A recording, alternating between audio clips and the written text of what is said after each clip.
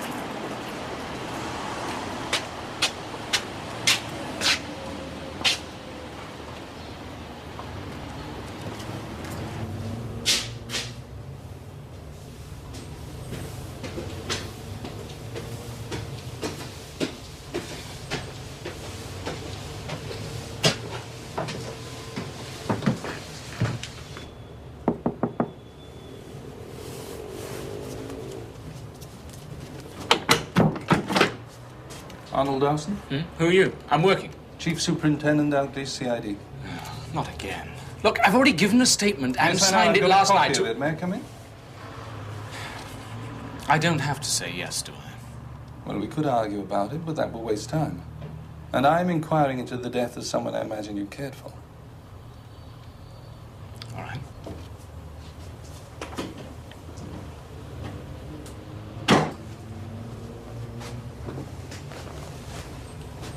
Did you know that Miss Fallon was pregnant?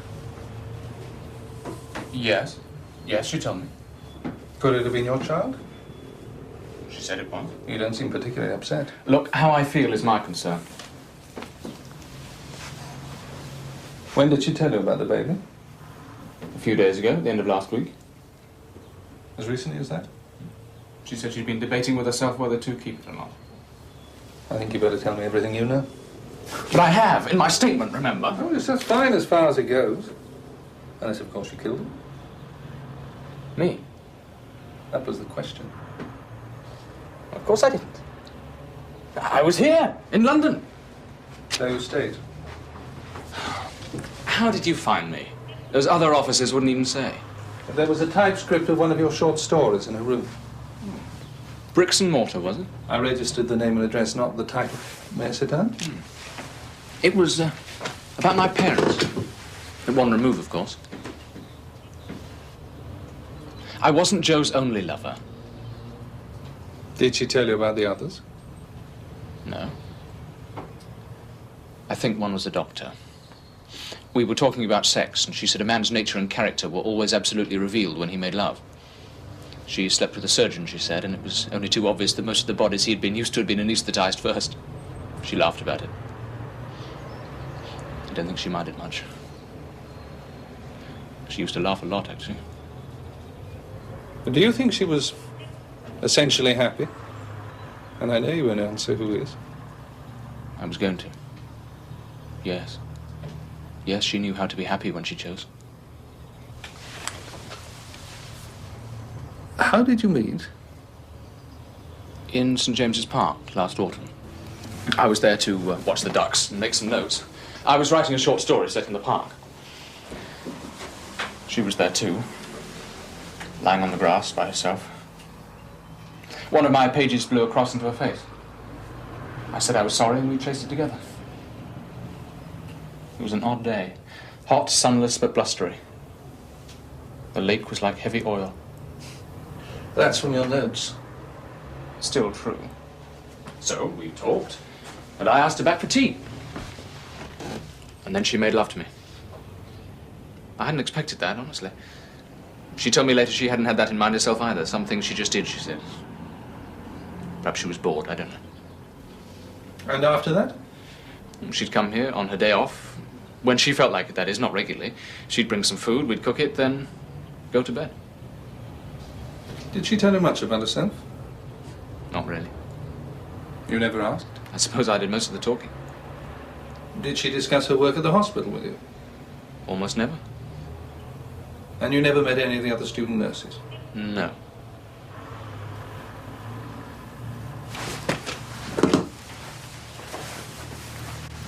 When you last saw her, how did she seem?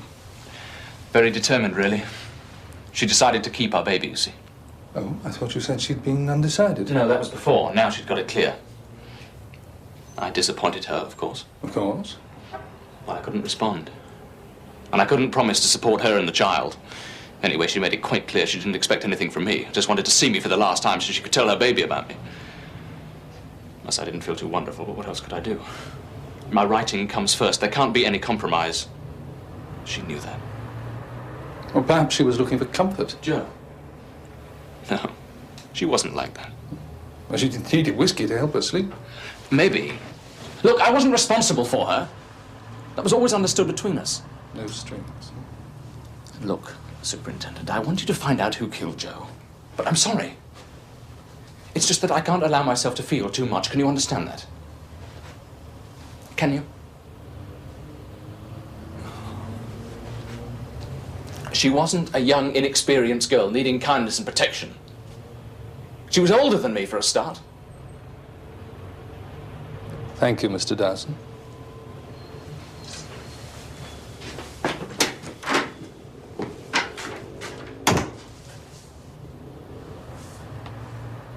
Oh, those are my orders, Mr. Courtney-Briggs.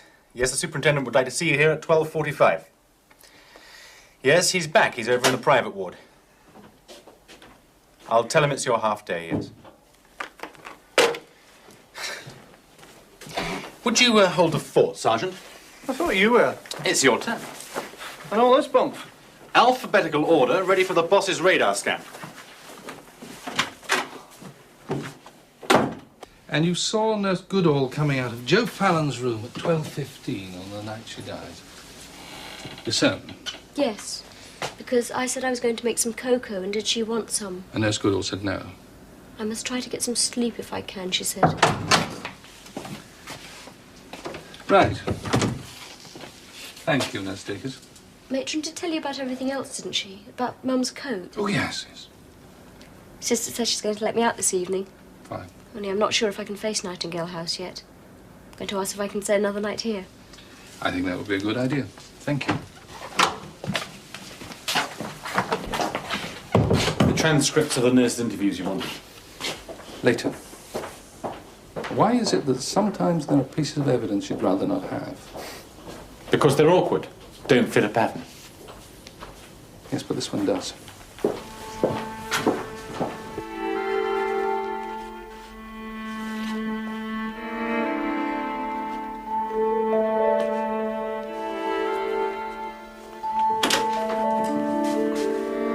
Oh, I thought he'd be here by now.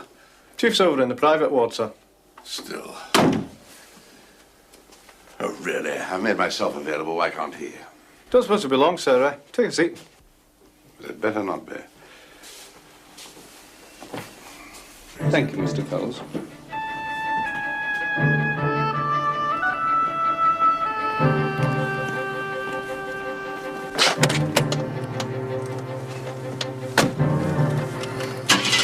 The gatekeeper confirms he didn't see Morris the night before last, but Courtney-Briggs reported a fallen tree at 12:20. Well, that would bracket both him and Leonard Morris, time-wise. Time-wise, you do it just to annoy me, didn't you? All right, so in plain English, both men were in the vicinity of Nightingale House at the crucial time on the night Nurse Fallon died. Thank you, John.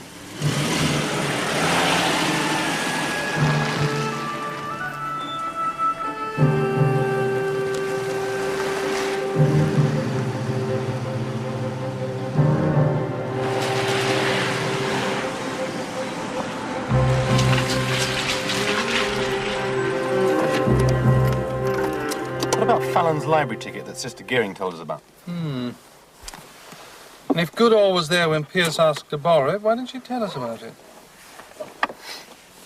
You discount Sister Brumford? Well, no. I mean, like everyone else, she had the opportunity, but where's the motive? Same goes for Rolfe and Gearing, surely. Well, not quite. I mean, they had illicit relationships to protect. Well, that accounts for Pierce. She was a blackmailer, but not Fallon. She saw Pierce's murderer. That's why she died. Good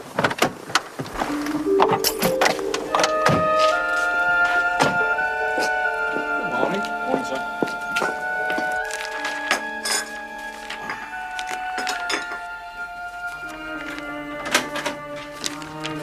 Ah, at last. The point of giving you up as a lost cause, Dalglish. Any messages, Sergeant? No, sir. Could you make some fresh coffee, please, Sergeant? Yes, sir. Do sit down. I'm happy as I am. Thank you.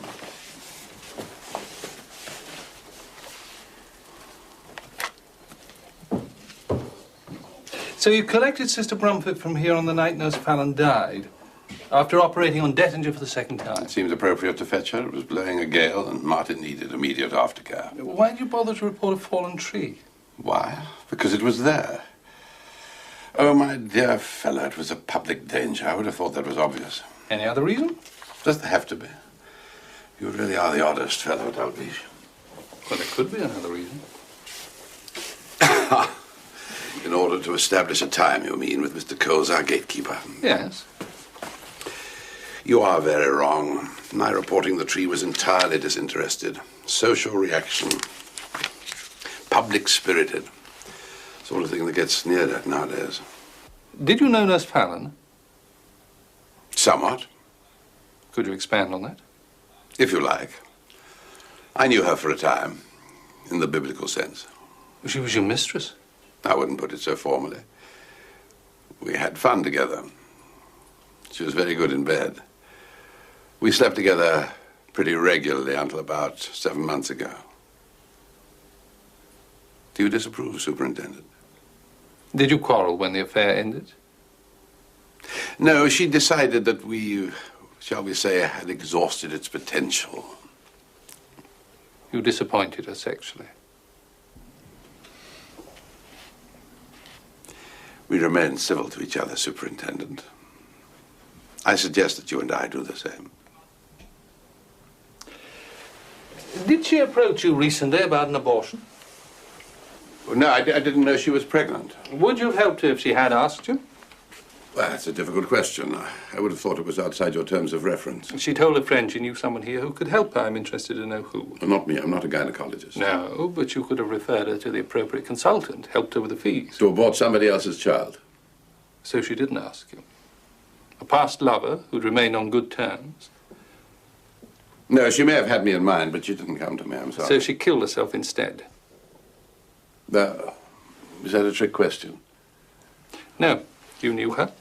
In your opinion, would she commit suicide? Oh, I don't know. It's hard to say. I would have said not, but people change. I'd lost touch with her. You met her. Can't you form your own opinion? I have. I haven't seen very much of her since she took herself off. Your pride was hurt. That's a very pedestrian approach, Dalglish. Pedestrian or not, I happen to know that she did come to you for help.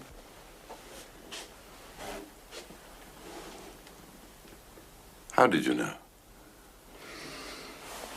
Why did you lie to me? I didn't think it was relevant to your investigation. Mr. Courtney Briggs, that is not good enough. Now, why did you lie? Because I felt rather ashamed.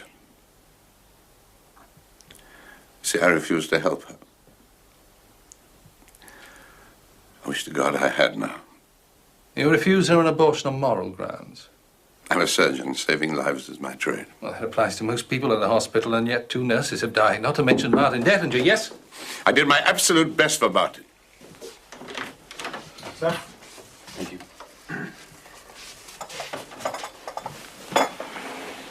How did his wife feel about it? Coffee? No, thank you. Well, she was upset, naturally. So was I. And if you imagine I came back here after struggling for 2 hours to save the life of a good friend. I've been told that Mrs. Dettinger was rather more than naturally upset. Really? You eager to be off? Frankly, yes. It is my half day, or supposed to be. I have appointments in London. Fine. Goodbye. Is that all? We have your statement to Superintendent Bailey about Nurse Pierce. No doubt you wrestled as hard for her life as you did for Martin Dettinger. Well, you were present. I'm not qualified to judge medically. You had an equal opportunity to kill Nurse Fallon. But for the moment, I've no reason to keep you. You can check the theatre register for the time I completed the operation. And you have Mr. Coles's gate book. And Sister Brumford will confirm. She has. All documented. Having failed to save Dettinger's life... You've got it all wrong, you know.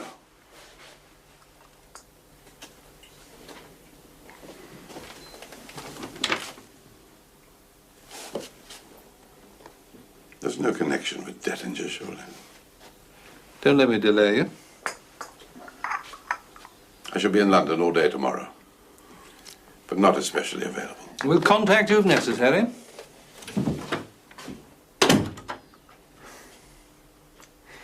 You didn't know she'd approached him for an abortion. We've no evidence. Right. There was something Arnold Dowson said. I thought it worth a try. One of your hunches, sir? I was much ruder to him about Martin Dettinger, and he never rose at all. Why? Right. I shall be in Nurse Pierce's room. While I'm gone, will you check all timings as given to us today against Superintendent Bailey's? Sir. I'll need to see Nurse Goodall again. Will you find her and send her to me as soon as maybe, which is now.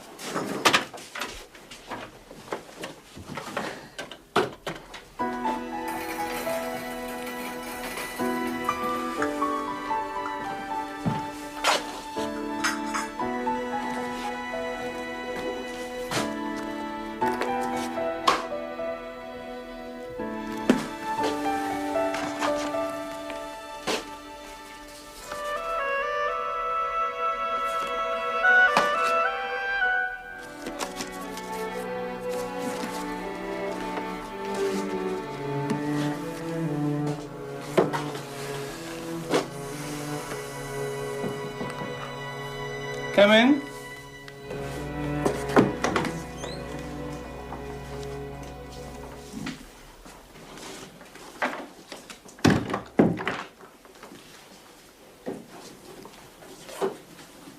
The inspector said you wanted to see me again. Yes, I do. Heather Pierce doesn't seem to be much of a reader, does she? No, I don't think she was. And yet she borrowed a library ticket from Nurse Fallon the week before she died. You were with her when she asked to borrow it. You were leaving the canteen with Sister Gearing at the time. Why didn't you tell me? I'd forgotten about it. But you remember it now? Yes, I'm sorry. Do you know what books you wanted to borrow? No. Well, we'd been having lunch with Joe and I. And then Sister Gearing came up and, well, she spoke to me just as Heather asked to borrow Joe's ticket. So I was distracted. Which could be why I didn't really, well, you know, register it.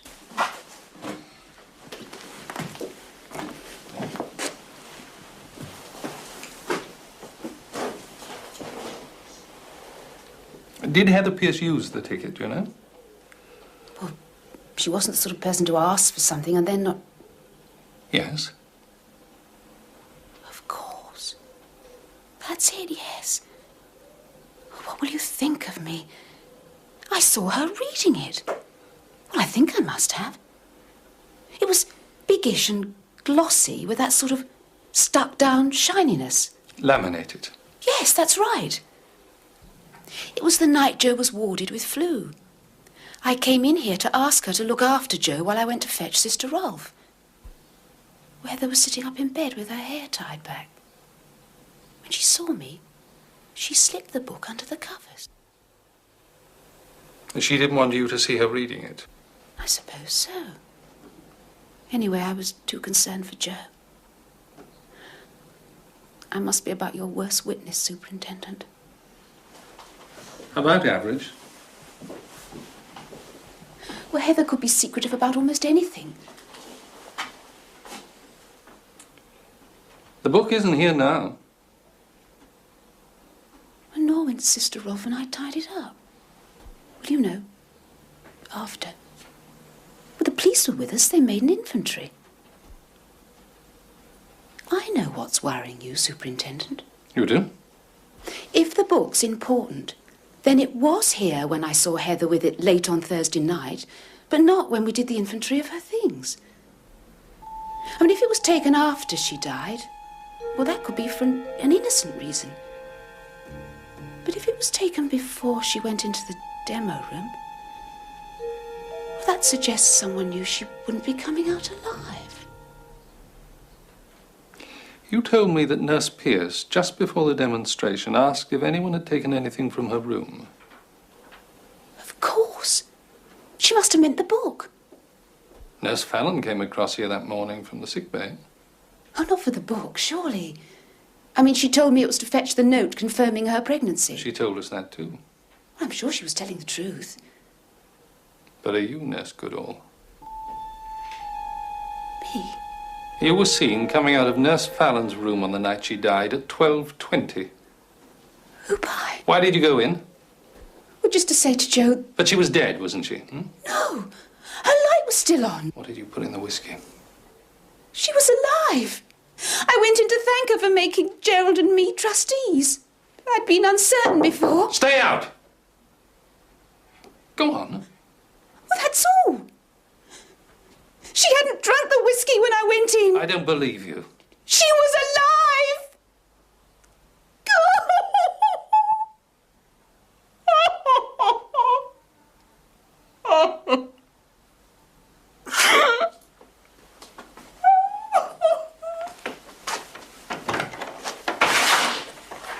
Well, two things, sir. First, the final post-mortem on Fallon. Poison. Nicotine, such as could be used in pesticide or garden spray. Taken from the conservatory? Could be. And second?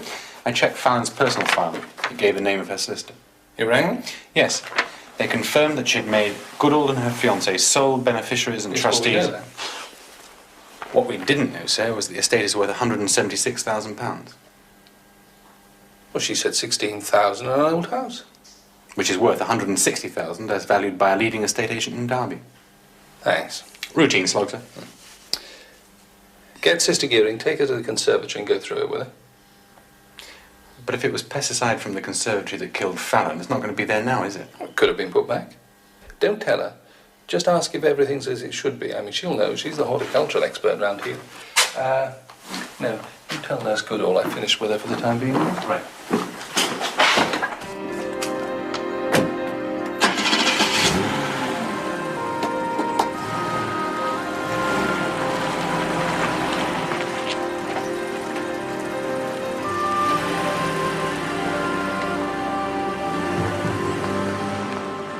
The cupboards are over here.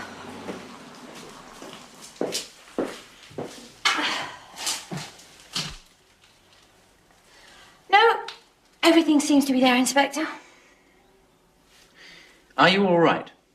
No, not really, but who cares? Well, I wish I knew what I was supposed to be looking for. It's gone. What had? My rose spray solution. Well, where was it? What? Don't touch anything. Where was it? There, by my secretaires. Are you absolutely certain? I know what's in my cupboards, Inspector. When did your fiancée tell you about the legacy? As soon as she could, in the evening. What does that mean, Mr. Shevlin? Well, she rang me from Nightingale House. She was very upset. After you'd interviewed her, she said you'd kept her in the lecture room all day. I see, and not before. No. What did she say? Well, she was rather confused, but she thought that she was the last person to have seen Joe alive. Our evidence points to that now about the legacy. Well, Maddie said she'd been surprised when Joe told her, hadn't known what to make of it. And that she was convinced that you thought that she... Go on. Well, I tried to calm her down, told her not to be silly. But she said I didn't understand. That Joe's death meant that we'd inherit the lot, the money and the house, which was worth... Too much, she said. Over £150,000. 160, according to the solicitors. Do you know what she told me, Mr. Shroud? Just an old house in Derbyshire. She gave me the impression it wasn't of any great value. Well, why didn't you ask her? I mean, if... I hadn't heard back from the solicitors by then. Well, wouldn't it have been natural for her not to say? I mean, if you made her feel trapped, however innocently involved... I only require the truth just as you do in your vacation. Gerald! Gerald! In here, Maddie. You never believe me, do you, Superintendent? Do you? Maddie, I don't think you ought to say anything until... What do you mean? Don't you believe me either? What has he said to you? You knew how much the house was worth, didn't you? Why didn't you tell me? Perhaps you forgot, or it didn't seem important. I suggest you think very hard about what Jo Fallon told you on the night she died. And if you do think of anything else, contact me at once. In your own interest, excuse me.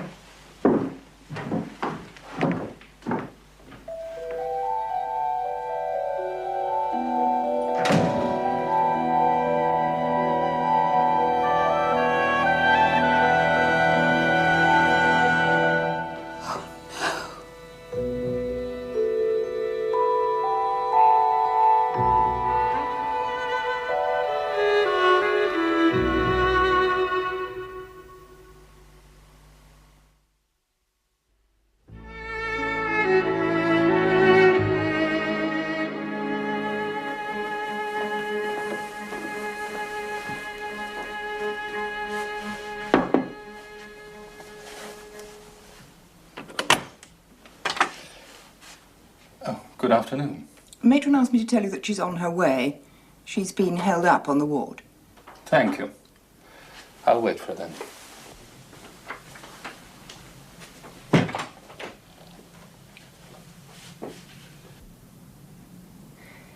You could have saved yourself a deal of trouble if you'd come to me straight away.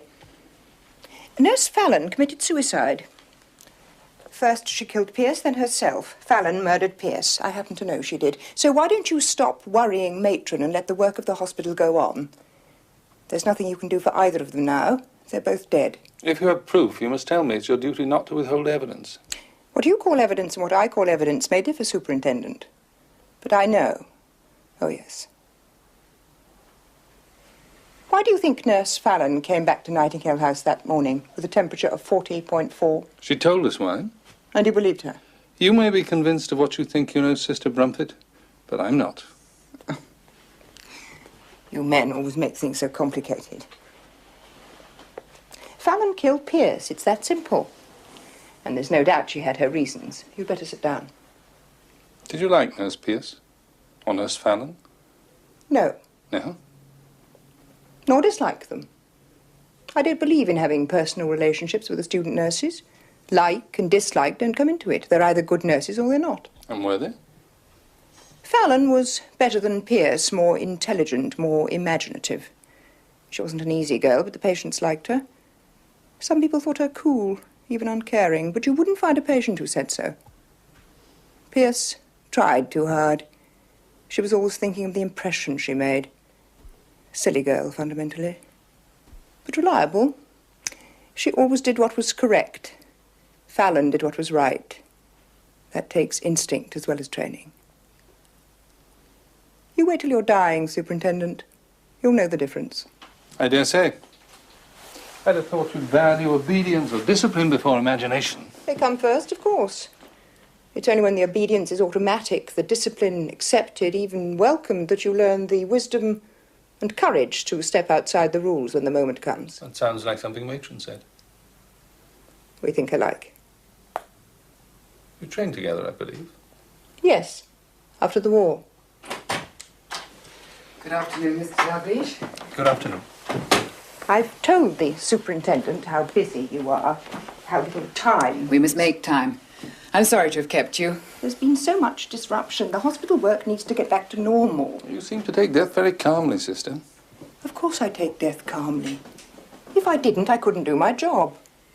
Death happens all the time in a hospital. It's probably happening now, at this very... just as it did the other night to Mr. Dettinger. We can't blame the police for Mr. Dettinger's death. He was in a severely weakened condition when they saw him. They stayed for too long. Excuse me. We'll talk later. I'll need to know your exact movements on the night that Fallon died.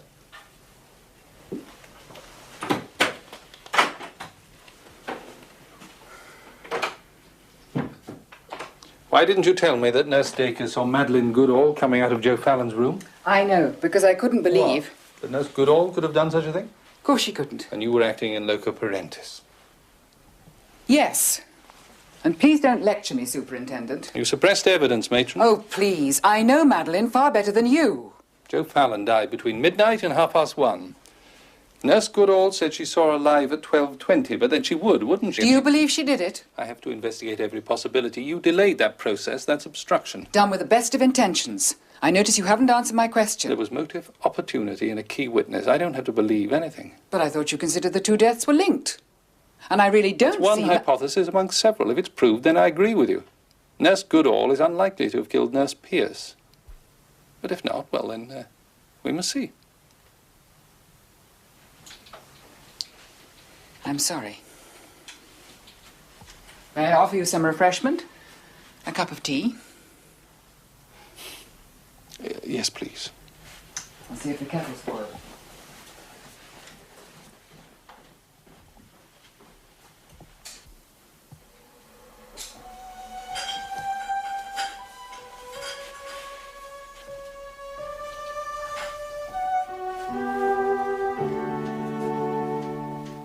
When I realized who had been assigned to this case, I went to our local bookshop. So I see. There's just that one copy left. And it wasn't remembered. Do you still write poetry? Not since my wife died. When was that?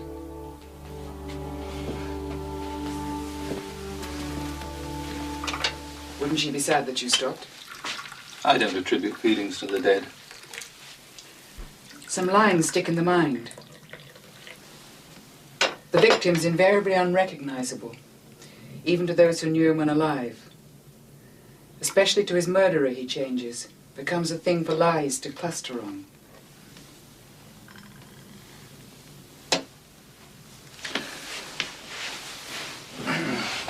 Thank you. I imagine your colleagues tease you as the policeman poet. Did you know that Courtney Briggs had been Fallon's lover? Yes. In a hospital, gossip spreads by a kind of osmosis. You don't know who told you or how you know, but you do. Is it much? Perhaps more than in less sensational institutions. I don't find it very surprising. Men and women who have to watch daily what the body can suffer in pain and degradation aren't likely to ignore its equal capacity for solace, are they? No. If you're thinking Stephen Courtney Briggs killed to protect his reputation, I doubt it. I really do. He's impervious to public opinion. Unless it affects his reputation as a surgeon. An affair with someone as young and beautiful as Jo would only enhance his self-regard. Proof that he can still take his pleasure where he finds it. He wouldn't care. Well, she'd taken her pleasure where she found it, didn't she? Do you think he may have been jealous? Perhaps. You haven't actually qualified yet, Julia. But I will, won't I? I've worked jolly hard. It's funny, isn't it? Me having to ask you for a reference. You don't have to apply for a London hospital. But I want to. The bright lights. Among other things. Well, I suppose I'd better go. Julia.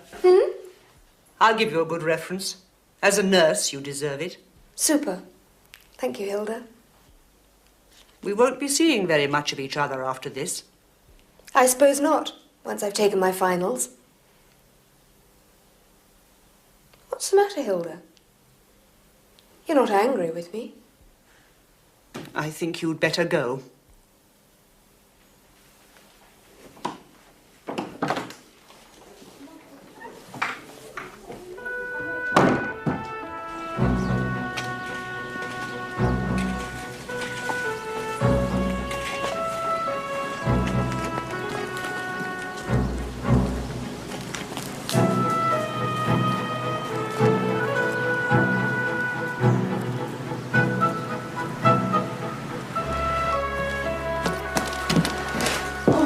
not kept you.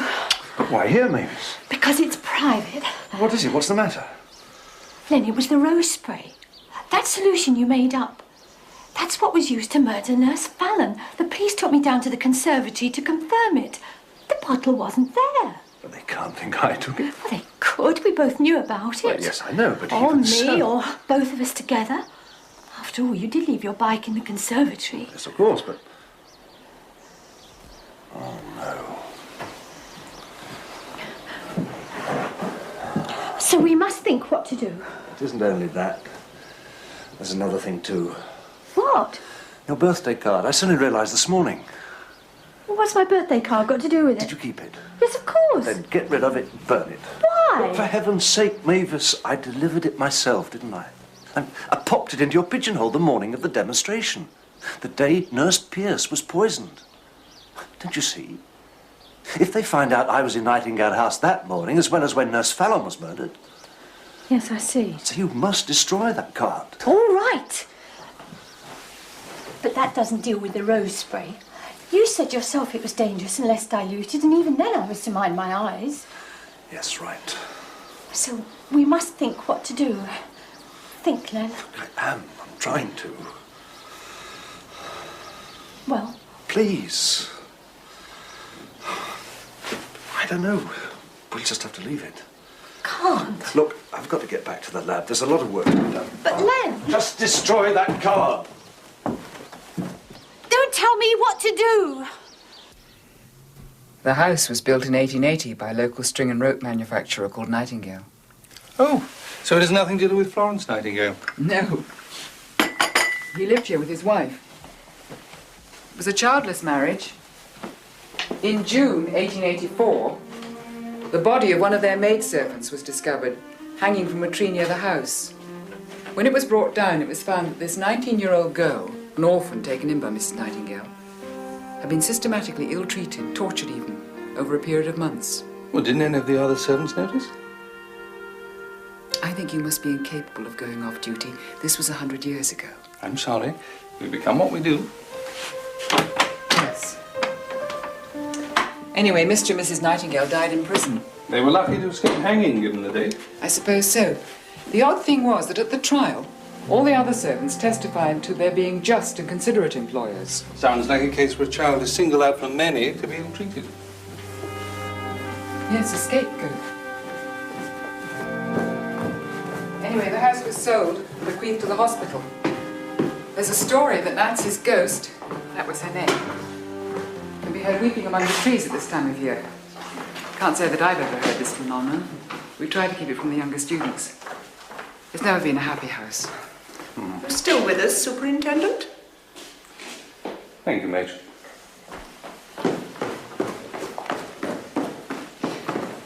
So surgical, the police. Don't you find, Matron? I prefer a sharp knife to a blunt one, Sister Rolfe.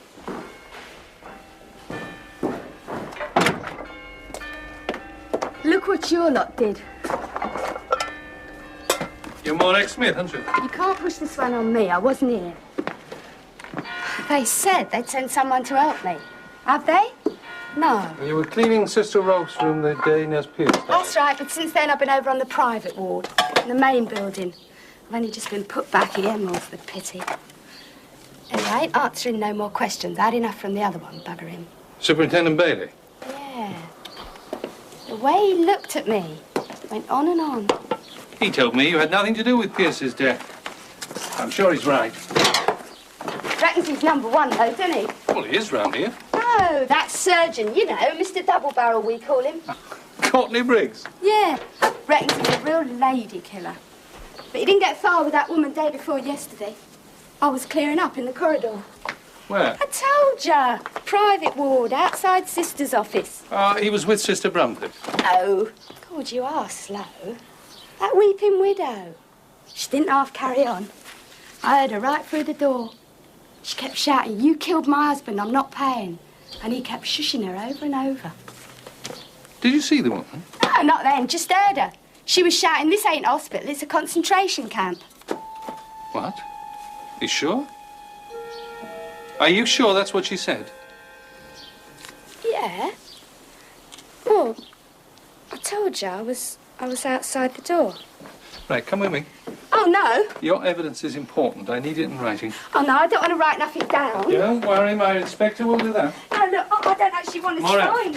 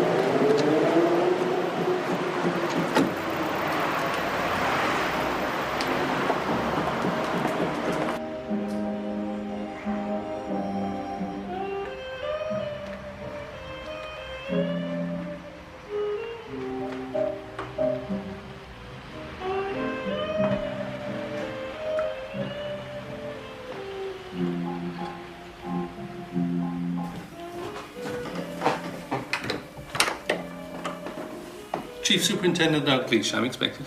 Yes, sir. Would you come this way? Go.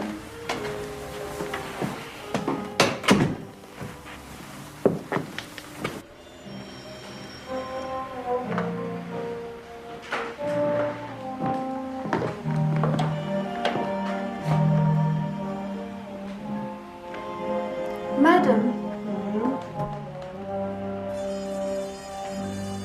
Oh, thank you. You're different. You seemed to live with the police for weeks before Martin died. Would you like a drink? Mrs. Dettinger? Who else? I'm inquiring into the death of... My husband. I'm concerned with his case, yes. Oh. Are you fraud squad? No. Uh-huh. Didn't I say you were different? I'm investigating the death of 2 nurses at the hospital, one of whom nursed your husband. Oh. Hospital. Here. No, thank you. Oh, well, I will then. Cheers.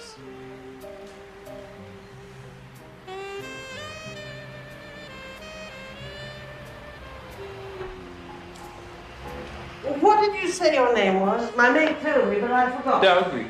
Oh. That's the soccer star, Liverpool. Spelled differently, ma'am. Yeah, Thank you. Mrs. Dettinger? I'm very upset with you. I love my husband. I'm sure. Bloody husband. What? Shan't pay. You weren't satisfied with the treatment of your husband? Say that again. I told Stephen Courtney Briggs, after all, he recommended the place to us. Do you dance?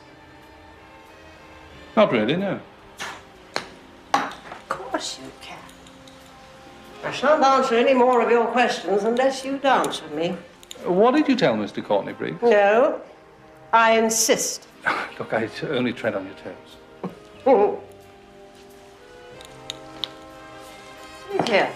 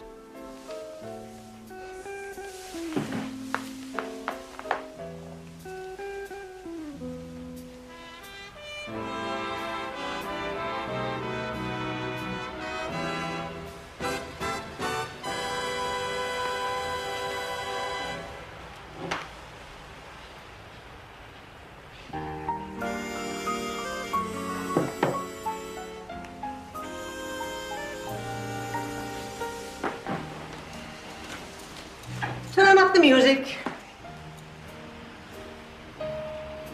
Here are my toes. Would you really tread on them? I'd rather not. Well, Martin told me. Ah, you must dance first.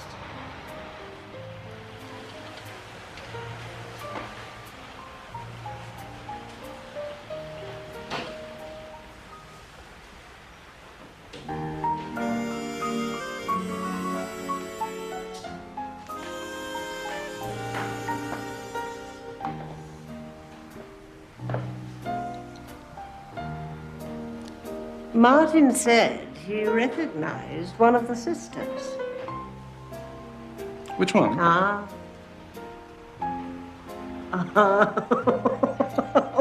You're right. You can't dance. Oh, not to worry. I can make anyone feel that he can. Which sister? I don't know, he didn't say. The sister in charge of the private ward? You ought to come closer. I may be high as a kite, but I don't need a lamppost.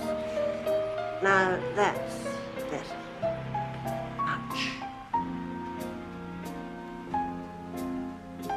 What did your husband tell you?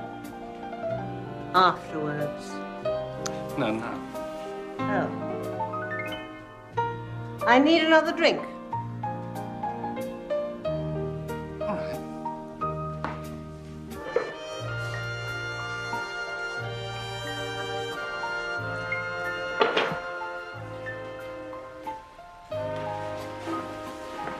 Oh, how nice. Where had he seen the sister before? Germany. When? He went there a lot. So Stephen. What? Gone to Germany. I phoned his consulting rooms this morning. You sure? Courtney Briggs has gone to Germany.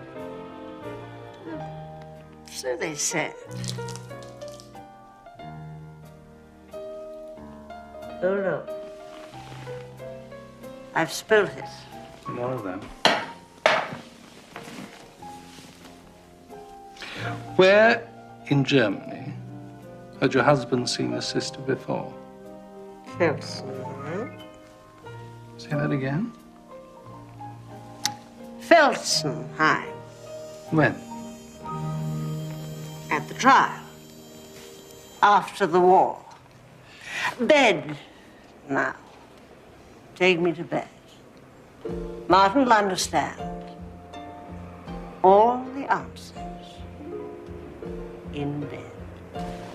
She was a young girl then, of course. It was only because she was young she was acquitted, he said. Oh, you can get away with murder when you're young, can't you? Not always. He said he felt certain she was guilty. And after all this time, he still recognized her? Martin never forgot her face. Couldn't afford to. Not in his life. And what was her name? I mean, it's monstrous, isn't it? Employing a woman like that in a hospital. She's a murderess, really. A war criminal. Her name? Love me.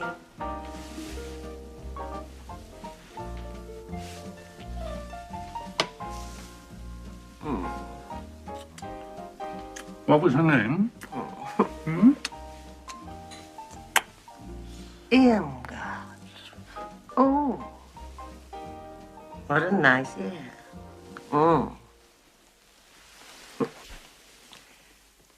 Irmgard Gruber. Oh.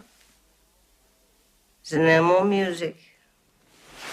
I'll put on the other side. No, we don't need music.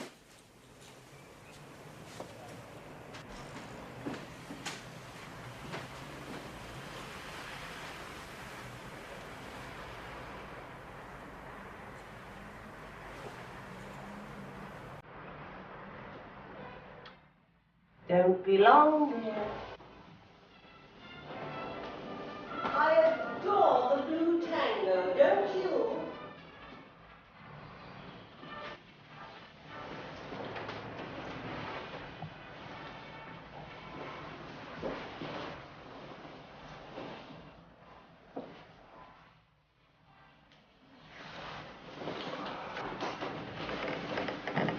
Could you give Mrs. Declinger some coffee? Yes.